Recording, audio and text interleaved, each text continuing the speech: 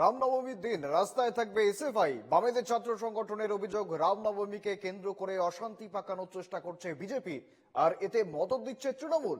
তাই বিমান বসুর ডাকে এবার রাস্তায় থাকবে এসএফআই। অশান্তি পাকাতে এলে এসএফআই এর মুখোমুখি হতে হবে। হুঁশিয়ারি এসএফআই এর। জ্যোতি বসু, বুদ্ধদেব ভট্টাচার্যের শেখানো ট্রিটমেন্ট দেওয়া হবে, হুঁশিয়ারি দেবাঞ্জনের।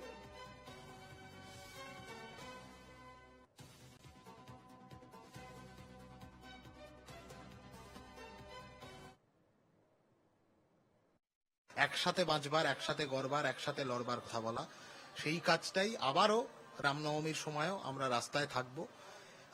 আমাদের সংগঠনের প্রতিষ্ঠাতা সম্পাদক বিমান বসু গোটা রাজ্যের মানুষের কাছে এই ডাক দিয়েছেন যে গোটা রাজ্যের মানুষ ঐক্যবদ্ধভাবে রাস্তায় থাকুক। রামনবমীকে কেন্দ্র করে যে একটা জিঙ্গোইজম তৈরি করবার চেষ্টা হচ্ছে, একটা উন্মাদনা তৈরি করবার চেষ্টা করছে বিজেপি, তৃণমূল সেটাতে মদত দিচ্ছে।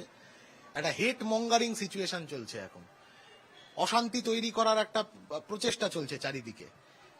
কেউ অশান্তি পাকাতে এলে ভারতের ছাত্র ফেডারেশনের মুখোমুখি হতে হবে তাদেরকে। এই বাংলার মাটিতে দাঙ্গাবাজদের জায়গা নেই, এর আগেও আমরা বলেছি। আর যদি দাঙ্গাবাজরা দাঙ্গা পাকাতে আসে, তাহলে জ্যোতি বসু, বুদ্ধদেব ভট্টাচার্যরা যে ট্রিটমেন্ট দেওয়ার কথা শিখিয়ে গেছে, সেই ট্রিটমেন্টই কিন্তু দেওয়া হবে।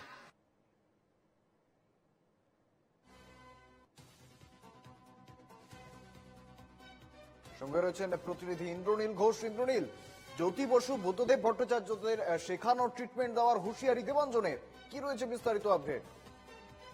একদমই দেখো, বাম ছাত্র সংগঠন এসএফআই এর সদস্য সংখ্যা 2024-25 সালে যে বৃদ্ধি পেয়েছে, তারপরেই কিন্তু তারা রামনবমী নিয়ে এবার সরব হয়েছে এবং রামনবমী নিয়ে তারা চালিয়ে খেলার নিদান দিলেন।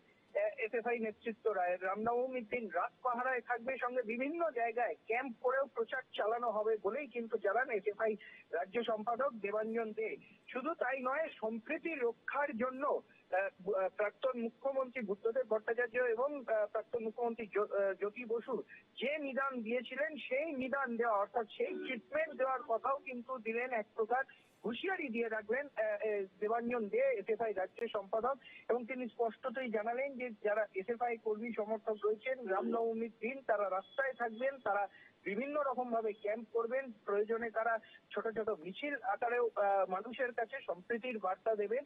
এই ভাবেই কিন্তু তারা প্রচার চালাবেন, এমনটাই কিন্তু তাদের তরফ থেকে বলা হয়েছে। যদিও একটি বিষয় বলে রাখা ভালো যে ইতিমধ্যেই পার্টি কংগ্রেস চলছে, অর্থাৎ সিপিএম এর যে কেন্দ্রীয় যে কনফারেন্স, এই কনফারেন্স চলছে। সেই কারণের জন্য পার্টির নেতৃত্বরা যখন ব্যস্ত, সেই সময় বাম ছাত্র তারা কিন্তু পথে থাকবে, এমনটাই কিন্তু স্পষ্টত হুঁশিয়ারি দিয়ে রেখেছেন এসএফআই নেতৃত্বরা। শুভেন্দু। বেশ বেশ, ধন্যবাদ ইন্দ্রনীল আপাতত তোমায়।